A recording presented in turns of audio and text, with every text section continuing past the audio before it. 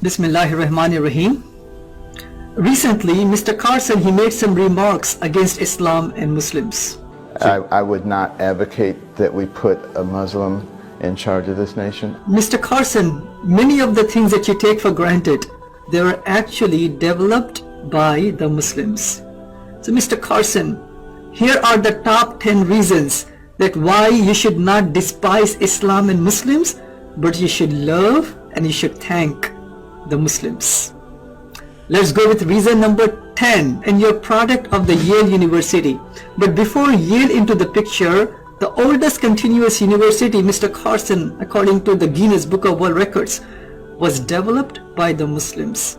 In the year 859, Fatima al-Fihri in Morocco, University of Qarawiyyin. So Mr. Carson, for the higher education of yours, you should thank the Muslims. Mr. Carson, when you went for your pre-med education, you had to take some chemistry classes, organic and general chemistry. When you went to the chemistry lab, the instruments that you may have used, the flask, the cylinder, the test tubes, many of them, they were made by this Muslim chemist by the name of Jabir ibn Hayyan about 1,000 years ago. So for your pre-med education in chemistry, Mr. Carson, you should thank the Muslims. Reason number 8. As a neurosurgeon, you know your brain inside and out. But the structures of the brain, they were initially identified and their functions were worked out by a Muslim physician by the name of Ibn Sina. So Mr. Carson, for your neurology education, you should thank the Muslims. Reason number 7. The hospitals that we know today in the 21st century, they have specialized departments, internal medicine, psychiatry and pediatrics and OBGYN and on and on. They were initially devised that way by the Muslims, starting in Baghdad, in Cairo, in Damascus and other Muslim lands. So for the hospitals that you benefit from, Mr. Carson, you should thank the Muslims. Number 6, Mr. Carson, when you do the surgery, and I know that you are a neurosurgeon, so when you do this, have these instruments that you work with. Now, many of these instruments, the way that we are using today in the 21st century, they were invented by a Muslim physician in the 12th century Spain. His name was Abu Qasim al-Zahrawi. So Mr. Carson, even for your surgery that you do on your patients in neurology, you should thank the Muslims. Reason number 5.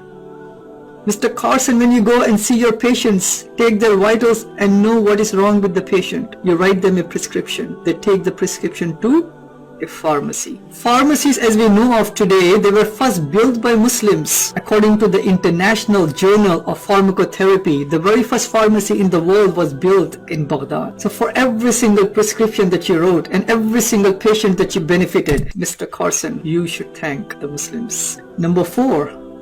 Mr. Carson, the smartphones that you may be using, no, they were not invented. iPhone was not invented by the Muslims. I think it was Steve Jobs. But he had a beard, so he was kind of like a Muslim, by the way. According to your rival in the presidential debates, Carly Fiorina, she said, it were the Muslim mathematicians who enabled the building of the computers and for the encryption. So even for the smartphones and the computers that you use, Mr. Carson, you should thank the Muslims. Number 3, the telephone numbers that you use when you have to punch in the 1, 2, 3, 4, 5, 6, 7, 8, 9, 10.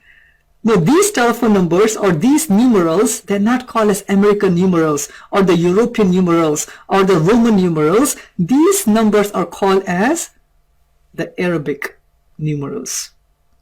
So each telephone call that you made, Mr. Carson, you should thank the Muslims. Number 2, this wonderful country that we call as the United States of America, when it initially won the independence, it was looking for credibility. It was looking for support. It was weak. It was looking for recognition. Of all the countries in the world, the very first country that came to help and support and recognize the USA was a Muslim country of Morocco. The first nation to recognize my country was Morocco.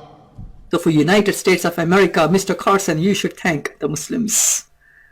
Number one, Mr. Carson, why you should thank the Muslims is because I have seen in many of your photos that you have a coffee cup, coffee made by Muslims in the 15th century in Muslim Yemen. 2 billion cups of coffee are drunk each single day around the world. So Mr. Carson, for every single coffee that you have drunk and will drink, and the people who are drinking, Mr. Carson, you should thank the Muslims that Islam came as a guidance for humanity, as a guidance for you, as a guidance for me. It speaks about equality of all the races, to establish peace between humans and the Creator, peace between two different human beings and the society, peace, everlasting peace in the hereafter. Mr. Carson, if you actually knows what Islam is all about and how it could help you in the society, you would not despise Islam. You would actually embrace Islam. You should not despise Islam and Muslims, but you should love and you should thank the Muslims.